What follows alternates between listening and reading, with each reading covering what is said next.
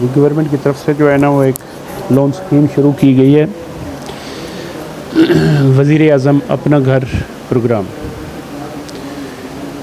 जिसको दूसरे लफ्ज़ों में मेरा घर मेरा आशियाना भी इसको कहा जाता है। ये तमाम बैंकों ने शुरू की है। स्टेट बैंक ने तमाम बैंकों के ऊपर अप्लाई की है और इसी तरह नेशनल बैंक भी ये लोन जो है वो दे रहा है। इसके लिए मेन एलिजिबिलिटी जो है उसके लिए सबसे पहले ये है कि वो पाकिस्तानी होना चाहिए, उसके पास पाकिस्तानी वैलिड शिनाख्ती कार्ड होना चाहिए और उसके पास पहले घर नहीं होना चाहिए। प्लाट तो हो सकता है लेकिन घर नहीं होना चाहिए। तो उसने अगर उसके पास घर है तो वो एलिजिबल नहीं है इसका। दूसरी बात ये है कि उसकी ECIB स्टेट बैंक की एक रिपोर्ट होती है, वो उसकी क्लियर होनी चाहिए। उसमें पिछले 5 साल में कोई डिफ़ॉल्ट नहीं होना चाहिए और उसकी पिछली सारी ज़िंदगी में कोई राइट ऑफ नहीं होना चाहिए कि कहीं से आपने लोन लिया है और उसको आपने माफ़ करवा लिया है, वो हिस्ट्री नहीं होनी चाहिए उसकी। इसको कहते हैं जी clean ECIB and data check report. तो इसके अलावा इसके 3 प्रोडक्ट्स हैं जिसके लिए आप ले सकते हैं। First of all purchase of house, कि बना बुनाया घर आप लेना चाहते हैं, बना बुनाया जो है ना फ्लैट लेना चाहते हैं, बना बुनाया आपको कोई घर मिल गया, यूनिट मिल गया, आपको कोई बंगला मिल गया तो आप वो ले सकते हैं, जिसकी मैक्सिमम जो है ना वो 10 मरले की हो।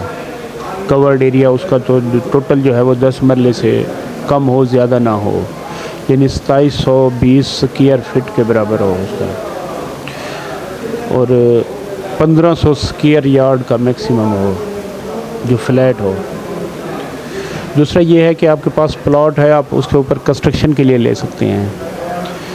आपके पास प्लॉट ऑलरेडी है, वो बैंक आपके पास अपने पास रहन रखेगा और ऊपर कंस्ट्रक्शन के लिए आपको 3 इंस्टॉलमेंट में दे देगा, कंस्ट्रक्शन के लिए 3 इंस्टॉलमेंट दे देगा। तीसरा प्रोडक्ट जो है ना वो purchase of plot and construction of house है, कि आप प्लॉट भी परचेज़ करना चाहते हैं और ऊपर कंस्ट्रक्शन का अपनी मर्ज़ी से करवाना चाहते हैं। ये भी परचेज़ के केसेस में आता है, जिस तरह परचेज़ ऑफ हाउस है, लेकिन इसमें और परचेज़ ऑफ हाउस और परचेज़ ऑफ प्लॉट में डिफरेंस वो ये होता है कि आपको सबसे पहले बैंक पैसे जो देता है वो प्लॉट परचेज़ के देता है, लेकिन वो भी सेलर के नाम बैंकर चेक देगा और सेलर को ही हैंड ओवर करेगा। वो आपको प्लॉट के परचेज़ के लिए से आपको नहीं देगा। इसी तरह परचेज़ ऑफ हाउस है तो उसमें टोटल रकम जो है वो सेलर के पास चली जाती है, सेलर के उसमें अकाउंट में चली जाती है, या उसको चेक बैंकर चेक जो है ना वो दे दिया जाता है। लेकिन जो बायर होता है उसको कंस्ट्रक्शन ऑफ यानी परचेज़ ऑफ हाउस में कुछ भी नहीं दिया जाता।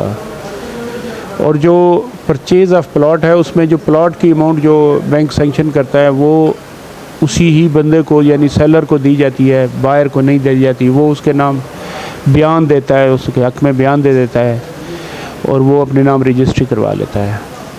जो कंस्ट्रक्शन ऑफ हाउस वाला है उसमें आप जो है ना वो प्लॉट जो है बैंक के नाम रहन करवाते हैं तो बैंक आपको उसकी कंस्ट्रक्शन के लिए 3 इंस्टॉलमेंट में दे देता है। पहली फाउंडेशन के लिए, दूसरी ग्रे स्ट्रक्चर के लिए और तीसरी फिनिशिंग के लिए।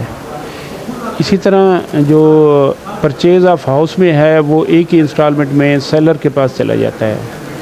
कंस्ट्रक्शन ऑफ हाउस जो है ना जिसमें आपके प्लॉट आपके पास होता है लेकिन आप उसके ऊपर कंस्ट्रक्शन करवा रहे होते हैं तो वो उसमें 3 इंस्टॉलमेंट में आपको पेमेंट करता है। थर्ड जो है परचेज़ ऑफ प्लॉट है प्लस कंस्ट्रक्शन है, उसमें वो 4 इंस्टॉलमेंट में आपको देता है, 4 इंस्टॉलमेंट में देता है।